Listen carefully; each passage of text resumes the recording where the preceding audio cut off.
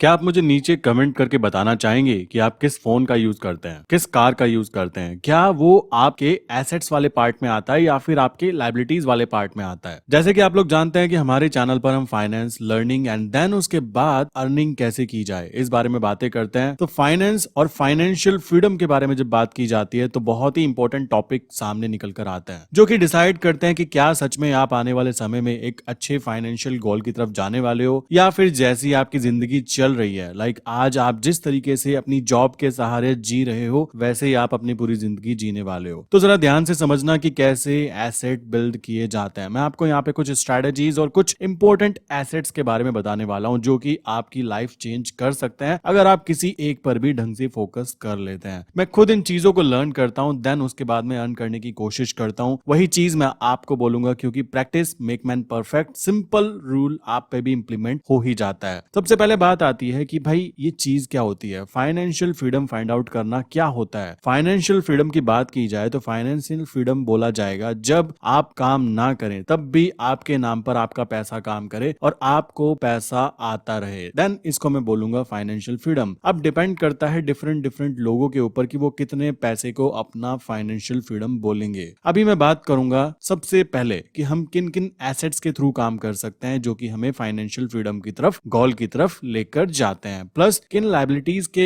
हिसाब से आप उन गोल की तरफ नहीं जाने वाले हो, जरा उनके बारे में डिस्कशन कर लेते हैं। सबसे पहली बात आती है, अगर हम बात करें एसेट्स की, तो वो हर चीज जो आपको पैसा कमा कर देती है। आपने उसमें इन्वेस्टमेंट किया और वो इन्वेस्टमेंट आपको और भी ज्यादा पैसा अर्न कर देगी, देन हम उसको एसेट्स वाली कैटेगरी में रखने वाले हैं। सेम चीज इंप्लीमेंट होती है अपोजिट लायबिलिटीज के लिए। अगर आपने कोई चीज ऐसी खरीदी है जिसको मेंटेन करने के लिए आपको खर्चा करना पड़ता है, आपको मंथली बेसिस पे करना पड़ता है, तब जाकर आप उसको यूज कर पाते हो, देन आप इजीली डिफरेंशिएट कर सकते हो कि क्या चीज आपका एसेट्स कहलाता है और क्या चीज आपकी लायबिलिटीज कहलाती है। आप इसको खुद से प्री डिफाइन कर सकते हो। अब बात करते हैं कि हमारे आसपास आज के समय में काम करना काफी ज्यादा आसान है एज कंपेयर टू 1950 और 1970। कारण बहुत सिंपल है, आज के समय में इतने ज्यादा लोग हो चुके हैं जिनको सर्विसेज की रिक्वायरमेंट पड़ती ही पड़ती है और लोग रोते हैं कि जॉब नहीं है। मैं बोलता हूं कि आपके पास स्किल नहीं है। अगर आप प्रॉपर स्किल सेट के साथ काम करना सीख जाते हो देन यकीन मानो जॉब की कोई भी कमी नहीं है। चलिए बात करते हैं एसेट्स के ऊपर कि कौन कौन से एसेट्स आपको अमीर बना सकते हैं। आइए बात करते हैं पॉइंट टू पॉइंट। सबसे पहली बात आती है एक बिजनेस। अब बात आती है, किसी से अगर पूछा जाए कि बिजनेस क्या होता है, देन वो कहता है रिस्क, जो कि उसको सिखाया जाता है, उसके बचपन में माइंड में डाला जाता है कि पैसा कमाने का पेड़ नहीं होता। बट अगर आप किसी बिजनेसमैन से बात करोगे देन दे नो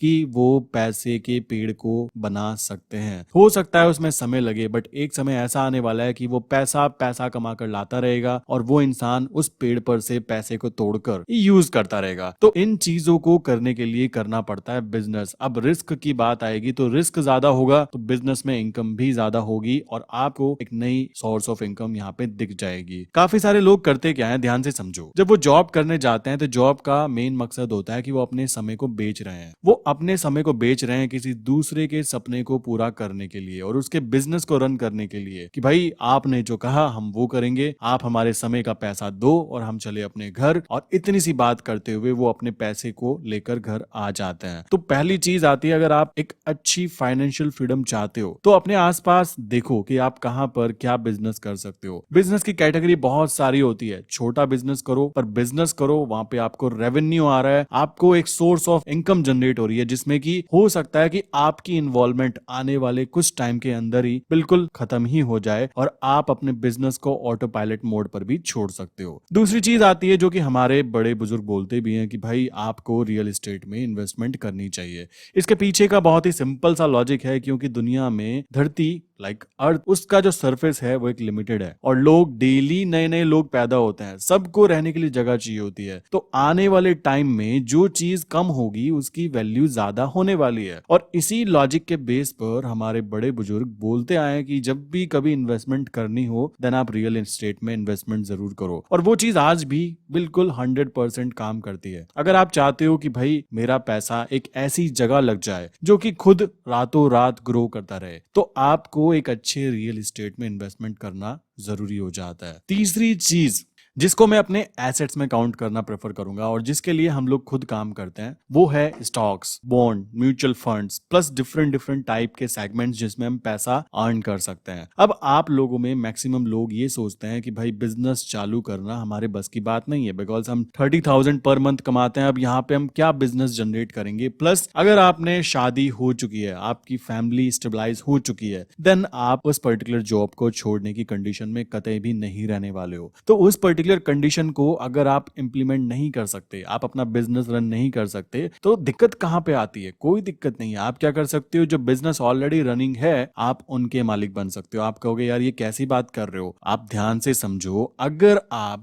किसी कंपनी में इन्वेस्टमेंट करते हो, आपने रिलायंस के 100 शेयर्स बाय किए, तो आप ध्यान से देखो कि रिलायंस कंपनी के जो ऑनर हैं वो अब आपके लिए काम कर रहे हैं। आप सोएंगे और वो काम करेंगे, क्योंकि उनको अपनी कंपनी को ग्रो करना है और कंपनी की हिस्सेदारी में 100 शेयर्स के मालिक आप भी हैं। तो कंपनी को जो फायदा होगा उसमें फायदा आपका भी काउंट होगा। तो इस तरीके से आप घर में बैठकर डिफरेंट डिफरेंट कंपनीज के मालिक बन सकते हो। हाँ, मालिक आप उतने ही हक के बनने वाले हो जितने आपने शेयर्स बाय किए हैं, बट आई थिंक ये एक बेटर अपॉर्चुनिटी है। अगर आप पहले का टाइम देखें, लाइक 90-50, 90-70, देन ये अपॉर्चुनिटी बहुत ही ज्यादा कम हुआ करती थी। बट आज के समय में अगर आपको मनी मैनेजमेंट रूल्स के बारे में पता है, देन आप मनी मैनेजमेंट के थ्रू अपने पैसे को डिफरेंट डिफरेंट कंपनीज में लगाकर उन कंपनीज की हिस्सेदारी लेकर वहां पर मालिक बन सकते हो। तो ये तरीका भी एक बहुत ही ज्यादा इंपॉर्टेंट हो चुका है आज के समय में, अगर आप पैसा अर्न करना चाहते हो एसेट्स बिल्डअप करने के बाद। उसके बाद बात आती है नेक्स्ट, जो कि हमारे घर में सभी के पास होता है और आप ध्यान देंगे तो लेडीज के पास ज्यादा होता है, जिसको बोलते हैं gold and silver. Like commodity के अंदर अगर हम इन्वेस्टमेंट करते हैं, जैसा कि सबको पता है कि ये जो मेटल्स होती हैं लिमिटेड होती हैं और आने वाले समय में इनकी रिक्वायरमेंट बढ़ती ही जाएगी, क्योंकि ये लोगों को अट्रैक्ट करना ज्यादा पसंद करती हैं। तो लोग जब अट्रैक्ट होंगे तो कॉमन बात है, जो चीज कम होगी आने वाले टाइम में उसकी रिक्वायरमेंट बढ़ेगी और उसका प्राइस बढ़ने वाला है। तो इसी लॉजिक के ऊपर आप क्या कर सकते हो, आप गोल्ड के अंदर इन्वेस्टमेंट कर सकते हो। और गोल्ड को खरीद के रखने की जरूरत कतई भी नहीं होती है। आपको पता होना चाहिए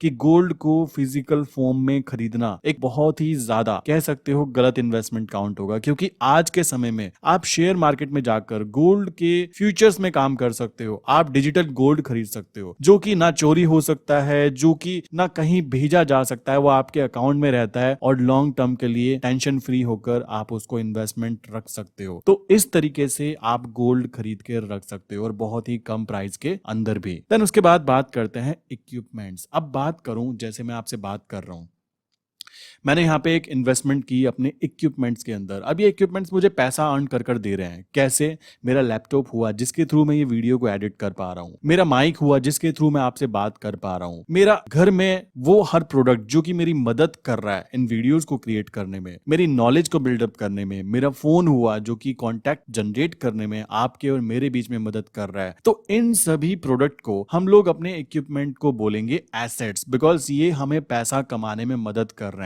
हाँ, धीमे धीमे इनकी वैल्यूज कम होती जाती है, बट जितनी इनकी वैल्यूज एक लाइन के एक टाइम के साथ कम होगी, उतना ये पैसा हमें कमाकर दे चुके होंगे। ठीक है, तो अपने इक्विपमेंट्स पर भी ज्यादा फोकस करो। आपने देखा होगा काफी ज्यादा टाइम पर, लाइक शादियों में आपने देखा होगा जनरेटर्स होते हैं, शादियों में डिफरेंट डिफरेंट मशीन्स होती है, कॉफी मेकिंग मशीन्स होती हैं, डिफरेंट डिफरेंट चीजें होती हैं जो कि कुछ समय के लिए रेंट पर दी जाती है। आपको क्या लगता है, वो लायबिलिटीज में काउंट होती है एसेट्स में? नीचे कमेंट करके बताना। ठीक है, तो ऐसे ही आप भी अपने नए नए इक्विपमेंट्स को ले सकते हैं। लाइक जनरेटर हो गए, आप शादी में देखेंगे काफी सारी चीजें ऐसी होती हैं जो कि एज एन एसेट यूज की जा सकती हैं और नॉर्मल हमें पता भी नहीं होता कि वो एसेट काउंट होते हैं। क्यों? क्योंकि हमने कभी फाइनेंशियल नॉलेज के ऊपर फोकस किया ही नहीं होता। उसके बाद बात आती है नेटवर्किंग। मैं नेटवर्किंग का मतलब एमएलएम की बात नहीं कर रहा हूं, मैं बात कर रहा हूं अच्छे लोगों के ग्रुप की, जो कि आपके आसपास हो सकते हैं, जो कि उनके अंदर भी एक आग होगी कि हाँ मुझे कुछ करना है। लाइक उनको भी कुछ अच्छा करने की बहुत ही ज्यादा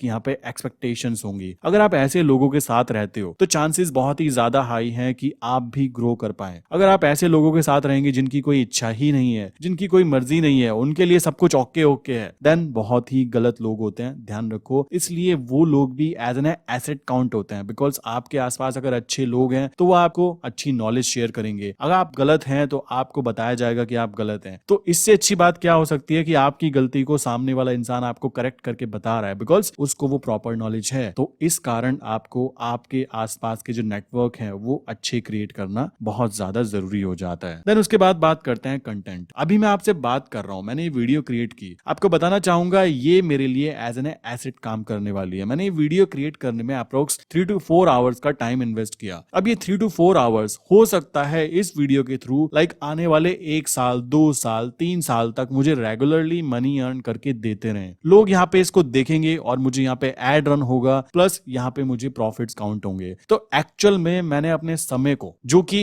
एक लिमिटेड टाइम होता है, उसको इन्वेस्ट करते हुए यहाँ पर ये वीडियो क्रिएट की, जो कि मुझे आने वाले समय में एज एन एसेट काउंट होगा। तो आप भी अपना खुद का यूट्यूब चैनल स्टार्ट कर सकते हो, आप अपना कंटेंट राइटिंग कर सकते हो, आप व्लॉगिंग स्टार्ट कर सकते हो। तो ये सारी चीजें जो एक बार मेहनत की जाए और लॉन्ग टर्म के लिए आपको प्रॉफिट अर्न करके दे, वो एसेट्स कहलाती हैं। अब जरा एक नजर यहाँ पे लायबिलिटीज पे भी डाल देते हैं कि वो क्या ऐसी चीजें होती हैं जो आपको हमेशा नुकसान पहुंचाती हैं। आपने मान लीजिए बहुत ज्यादा महंगी कार ली जिसकी आपको जरूरत भी नहीं थी, आप उसका मेंटेनेंस पे कर रहे हो, आप उसको उतना यूज नहीं कर पा रहे हो, आपको मंथली बेसिस पर उसमें पेमेंट देनी पड़ती है। आप एक बहुत ज्यादा महंगा फोन खरीद लेते हो। एक लिमिटेड मनी का फोन खरीदना अच्छी बात है क्योंकि उसकी रिक्वायरमेंट होती है, वो पैसा कमा कर देता है। बट अगर आप ओवर लिमिट होकर एक बहुत ज्यादा महंगा फोन खरीदते हो केवल शो ऑफ करने के लिए, देन वो आपका एसेट काउंट नहीं होने वाला है, वो आपकी लायबिलिटीज में काउंट होने वाला है। तो आपको इन चीजों को ध्यान रखना है। जो आपको पैसा कमा कर देती है, एक बार मेहनत करने के बाद वो खुद ब खुद ऑटो पायलट मोड के ऊपर जाकर आपको पैसा कमा कर दे, उसको आप एसेट बोलेंगे। प्लस जो आपकी जेब से पैसा निकालती रहे, धीमे धीमे पैसा जाता रहे और आपको पता है कि पैसा जा रहा है और मैं इसको यूज नहीं कर पा रहा हूं, यहाँ पे मैं अपना प्रॉफिट अर्न नहीं कर पा रहा हूं, देन आप उसको अपनी लायबिलिटी वाले पार्ट में जरूर रखें। तो आई विश कि आपको ये एसेट और लायबिलिटी के बारे में कुछ छोटी बेसिक नॉलेज मिल चुकी होगी। किस तरीके से आपको अपनी नॉलेज को गेन करना है, अपने आसपास अपने एसेट्स को फाइंड आउट करो कि किन एसेट्स को यूज करते हुए आप खुद को ग्रो कर सकते हैं। और सबसे बड़ा एसेट जो है वो